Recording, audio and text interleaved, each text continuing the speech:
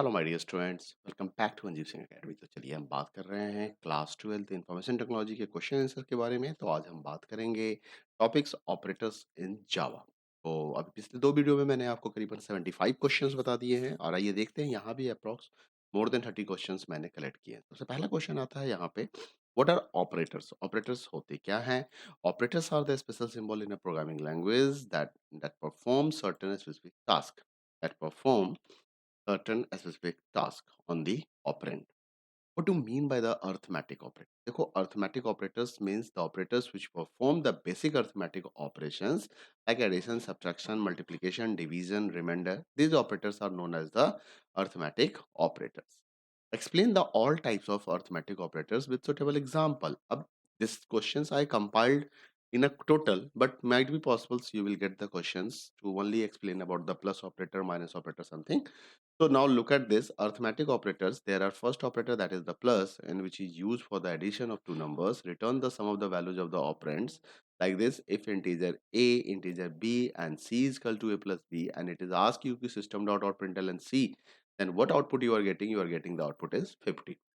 These questions are important for the finding output also, because you are getting the one question that is related to the find output. Now subtraction operator returns the difference of the values of operands, means the difference between two value. ठीक है, तो a equal to 30 है, b equal to 20 है, c equal to a minus b लिख दिया तो क्या करेगा, 30 माइनस 20 करेगा। सो c की वैल्यू यहाँ से प्रिंट होगी तो आउटपुट क्या आएगा, हमारा आउटपुट 10 आएगा। Multiplication, the product of values of operands, means a equal to 30, b is equal to 20, and now you are multiplying these two numbers, a multiply b, the result will be stored in a c, and if you get the output of c, you will see the result is 600.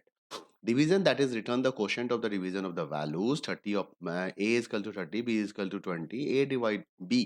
So 30 divide 20, and it's always give the quotients in a 1, or it is totally depend upon the types of the values you are using here in this the types of the operand. अगर इसमें से कोई एक float value या double value होता तो result हमारा point में आता।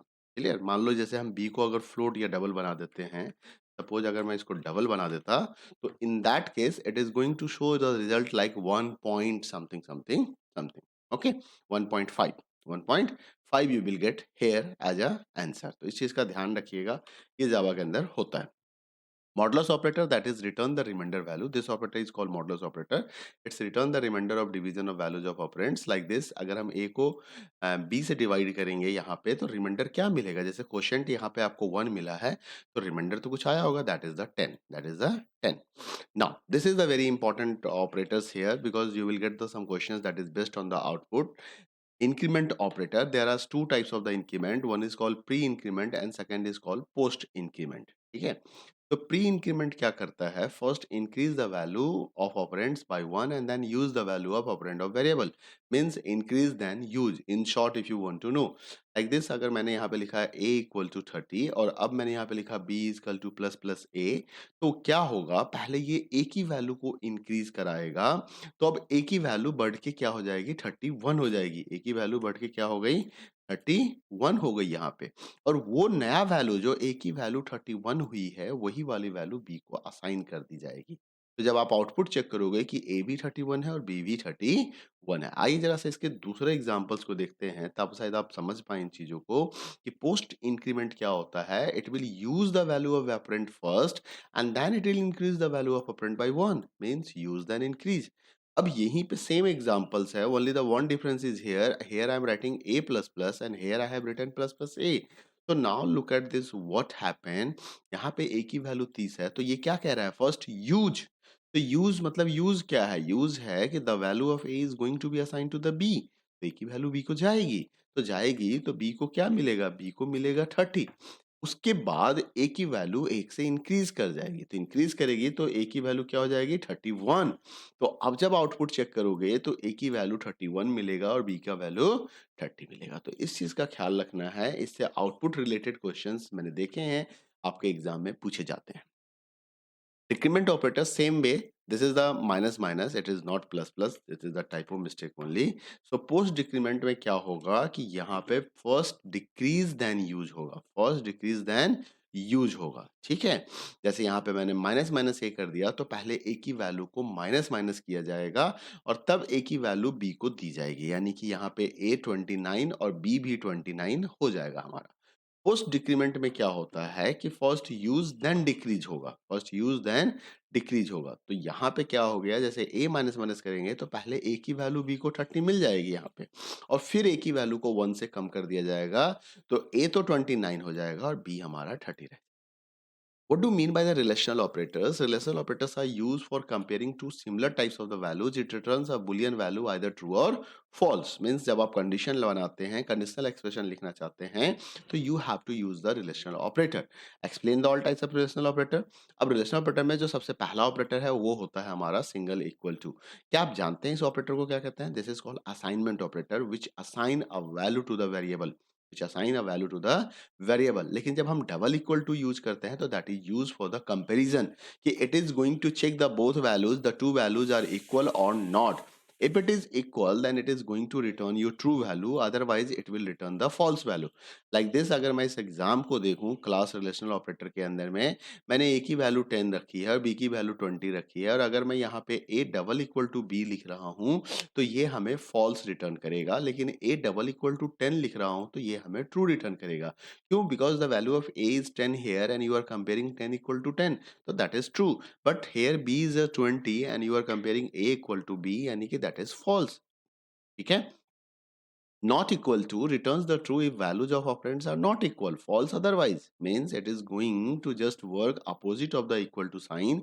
Here you are comparing the equal to, but here you are comparing not equal to. Okay, so if the two values are not equal, then only it will return true, otherwise it will return the false value. So how it is working, like those not equal to b, if I'm writing, so a is the 10 here and b is the 20, so definitely both are not equal, so we are getting here output is the true output. But while you are comparing a not equal to 10, the both is having the same value, both are having the same value, a is 10 and 10 is also 10, so it is equal, but you are asking not equal, so it means it is giving the false here. Okay, so now the greater than operator that is used to compare the two value and returns true if the operand 1 is greater than operand 2. Like this, a is a 10 and b equal to 20 and 20. If I'm writing here a greater than b, so 10 is not greater than b, so it will return the false here. But b greater than a, it will be true. So look at this, false and true. Less than, the opposite of the greater than operator, it's compare the two values, and the if operand 1 is the less than operand 2, it will return the true value, otherwise it will return the false. So like this, a equal to 10, b equal to 20, you can see it here, a less than b. So a is less than b, yes, 10 is less than b, 20, so that is the true statement. But b less than a, that is the not a true statement, so we are getting the false here. Greater than or equal to, just be compare, be conscious here, it is going to check the two things, either greater than or equal to. The operand 1 is greater than or equal to operand 2, in that case it will return true, otherwise it is going to return you false value. Means that ki first operand, this is the operand 1 and this is the operand 2. So if operand 1 is either greater than operand 2 or equal to operand 2, मतलब in both case कोई भी एक condition true हो जाएगा, या तो greater than हो या इक्वल टू हो, तो you will get the true value. अब नाउ यहाँ look at this, a greater than equal to b तो नहीं है, अब 10 बेस से ना तो ज्यादा है ना ही उसके इक्वल है, तो दैट्स व्हाट इज फॉल्स। लेकिन जब हम b greater than equal to 20 कर रहे हैं, तो बी ग्रेटर देन तो नहीं है बट इक्वल टू तो है।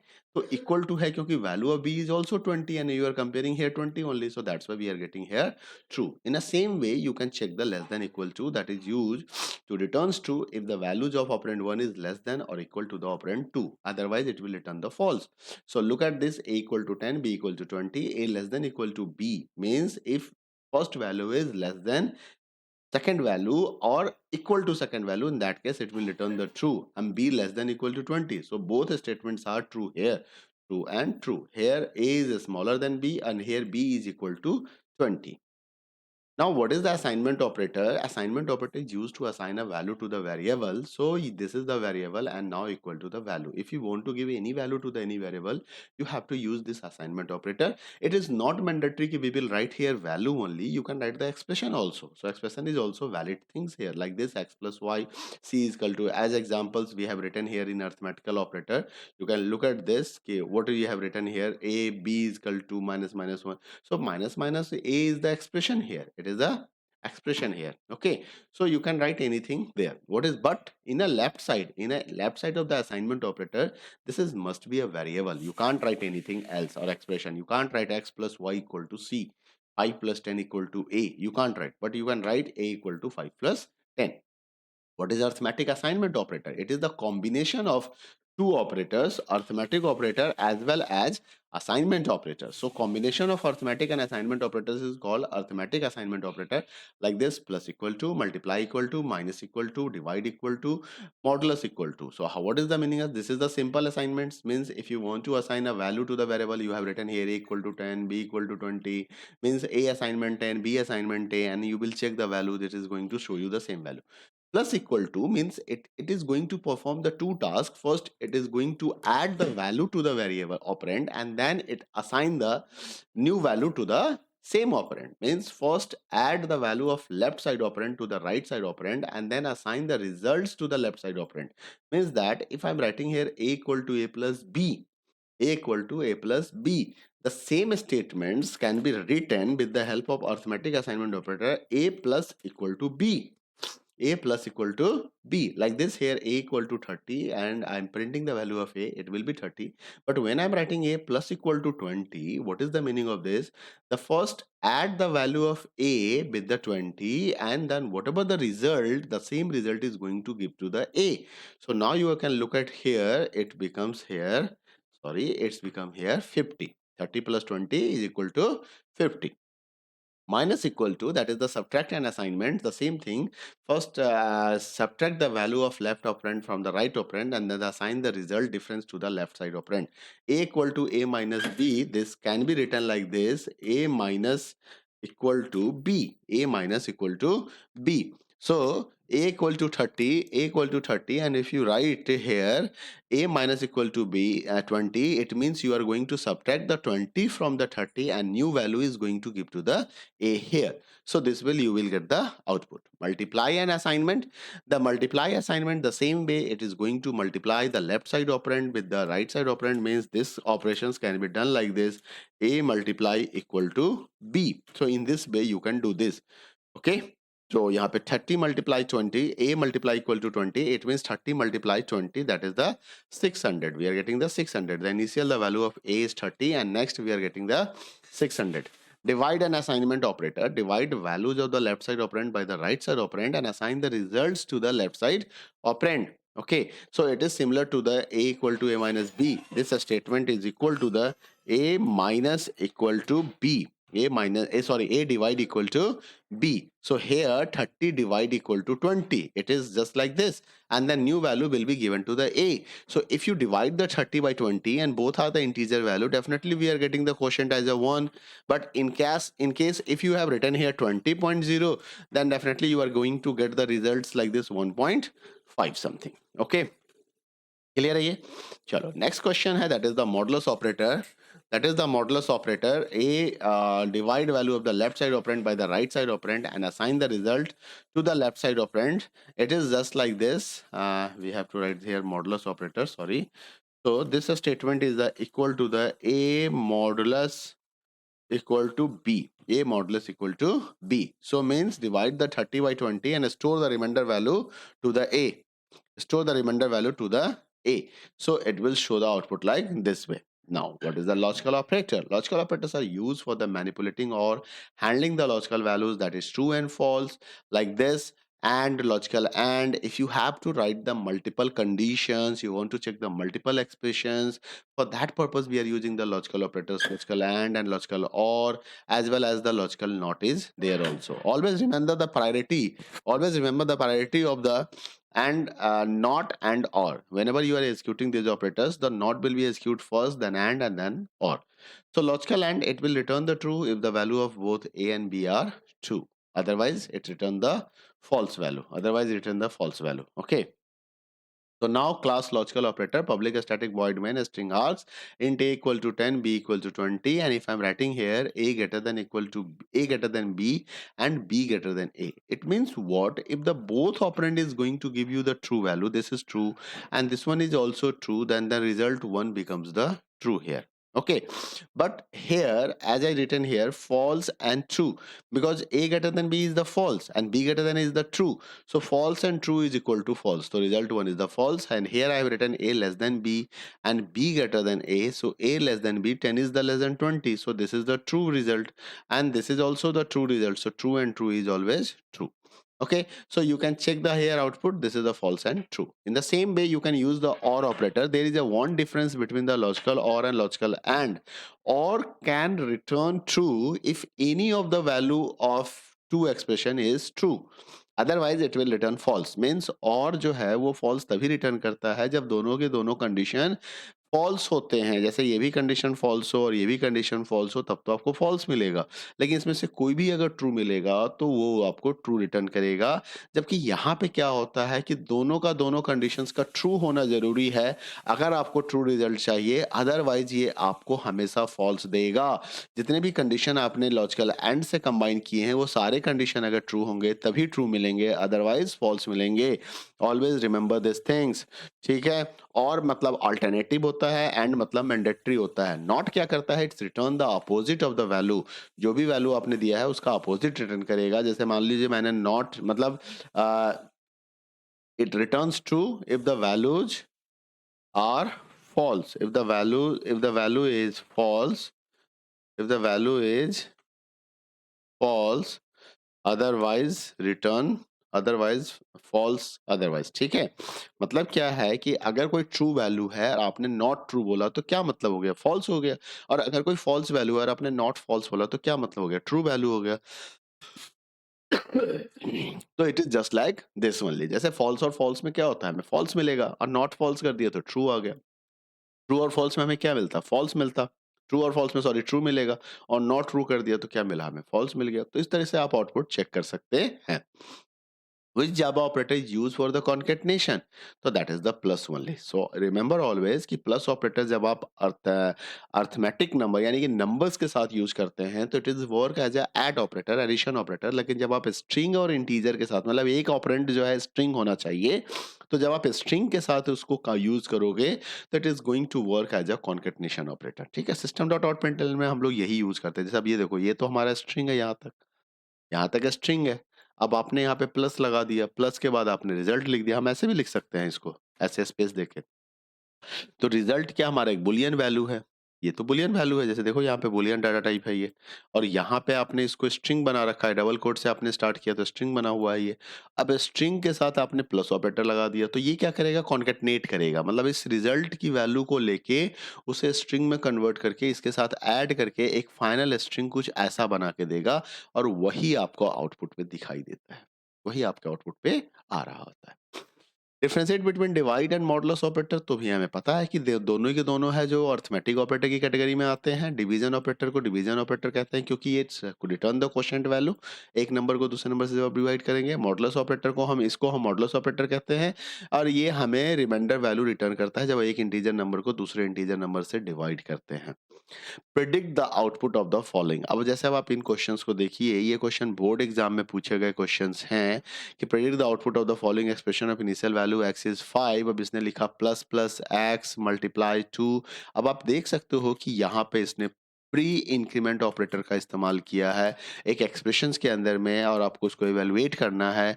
तो सबसे पहले आप प्लस प्लस एक्स करोगे तो x की वैल्यू 5 है, तो ये 5 से मैं इसको ट्रांसलेट करके लिखता हूँ, तो ये क्या हो जाएगा, 6 हो जाएगा। फिर 6 को 2 से मल्टीप्लाई करेंगे, फिर उसमें 7 ऐड करेंगे, तो कितना आ जाएगा बताओ, 6 2 जा 12 प्लस 7 19। तो आंसर क्या बना हमारा, 19 बना। Predict the output. अब ये क्वेश्चन देखिए, मैंने कहा ना ऐसे क्वेश्चंस आते हैं, ये सारे बोर्ड एग्जाम के लिए गए क्वेश्चंस हैं, इसमें ध्यान रखिएगा।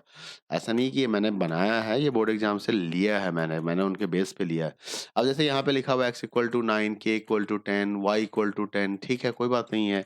और उसके बाद यहाँ पे लिखा हुआ है y equal two plus plus x. अब y की वैल्यू तो आपने 10 दिया था, लेकिन आपने रीअसाइन कर रहे हो इसको, तो प्लस प्लस एक्स से क्या हो जाएगा, x 9 था, अब ये फिर से y की वैल्यू क्या हो गई, 10 हो गई। लेकिन एक चीज और ध्यान देना, y की वैल्यू तो 10 हो गई, यहाँ तो x भी बढ़ के 10 हो गया ना। एक्स भी तो 10 हो गया। अब जब आपने यहाँ पे लिखा x plus equal to y, तो एक्स की वैल्यू में वाई की वैल्यू को ऐड करके वापस एक्स को देना है। तो वाई का वैल्यू यहाँ से क्या बना, 10 बना, और एक्स का वैल्यू 10 बना, तो क्या बनेगा, 10 प्लस 10 कितना हो जाएगा, तो 10 प्लस 10 20 हो जाएगा।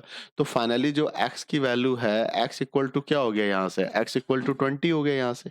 अब के इक्वल टू एक्स, तो के को क्या मिलेगा, 20। What will be the value of के, तो दैट इज 20 ओनली। ठीक है, क्लियर है ये चीज।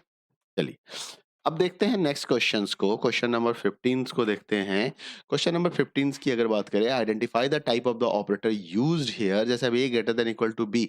अब ये ग्रेटर देन इक्वल टू कौन सा ऑपरेटर है, तो रिलेशनल ऑपरेटर है, अभी मैंने आपको बताया है, तो this is the relational operator. Differentiate between single equal to and double equal to, अभी बता दिया, सिंगल इक्वल टू को असाइनमेंट ऑपरेटर कहते हैं, जो वैल्यू असाइन करता है। Double equal to comparison operator है, इक्वल टू कंपेरिजन ऑपरेटर है, इसको is a equality comparison operator बोल दो तो ज्यादा अच्छा है, इक्वलिटी कंपेरिजन ऑपरेटर। जैसे ए इक्वल टू 10 है तो ये वैल्यू असाइन हो रहा है, असाइन। लेकिन जहां पे आपने लिखा ए डबल इक्वल टू 10, तो इसका मतलब आप यहाँ पे क्या कर रहे हो, कंपेयर कर रहे हो कि ए की वैल्यू 10 के इक्वल है या नहीं है। Write a Java program to develop an application to accept the sales of company and calculate the total yearly sale. Simple सा क्वेश्चन है, पहले सबसे पहले आपको 5 वेरिएबल क्रिएट करने होंगे। ये सीबीएसई सैंपल क्वेश्चन पेपर से लिए गए क्वेश्चन हैं, कई बार पूछे जा चुके हैं, तो प्लीज इस पे ध्यान दीजिएगा। Q1 Q2 Q3 Q4 total. आपने क्या किया, सबसे पहले टेक्स्ट फील्ड 1 से डाटा को गेट टेक्स्ट किया, उसको फ्लोट में कन्वर्ट किया, कन्वर्ट करके आपने Q1 को दे दिया। फिर टेक्स्ट फील्ड 2 से आपने गेट टेक्स्ट किया, वैल्यू को लिया, फिर उसको फ्लोट में कन्वर्ट किया, वापस आपने Q2 को दे दिया।